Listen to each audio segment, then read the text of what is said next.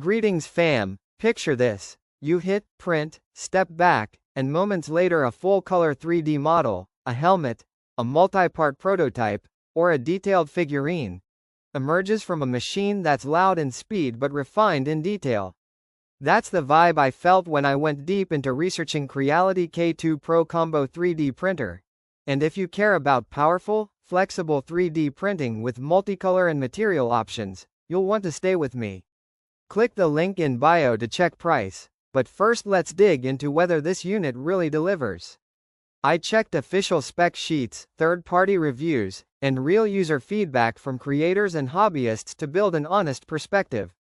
The K2 Pro Combo delivers a spacious 300x300x300mm build volume, larger than typical hobby-grade printers. It uses a high-speed Core XY style motion system with step servo motors on X, Y axes and extruder, supporting up to 600mm per second print speed, with very high acceleration, meaning you can crank out parts or experiments faster than many conventional printers. One of the biggest draws, multicolor and multimaterial printing thanks to the optional, included filament system, CFS. The printer supports a multi-filament setup where you can load multiple spools and switch between them without manual intervention, good for prints needing varied colors or materials.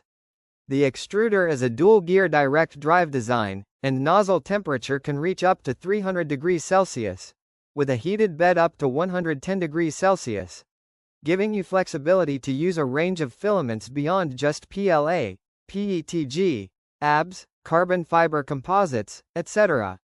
The K2 Pro Combo's smart features impress too. There's automatic bed leveling, targeting only the print area, integrated spool, filament sensors, runout detection, spool tracking by RFID, and dual AI cameras, one to monitor extrusion, flow and alert for print failures, the other to oversee the build chamber. According to reviewers, these help reduce failures, especially for longer prints or complex multicolor jobs. But, because I'm being thorough, I saw several recurring criticisms and trade-offs worth knowing. Some community feedback points to filament feeding issues, especially when using non-standard spools, e.g. wide cardboard spools, with the CFS. One user wrote that their CFS not feeding or jamming extruder gear part replaced multiple times. Others mention inconsistent filament changes or filament runout detections that triggered mid-print. The spool feed sometimes fails if the spool shape isn't ideal. Some also say that when printing complex multicolor parts, more manual tuning, retractions, purge volumes, temperature, etc., is needed, meaning this printer isn't always fully set and forget. A few users also mention that the built-in cameras, though a cool idea, don't always deliver crisp monitoring, especially under poor lighting. One commenter called them horrible for their low fidelity.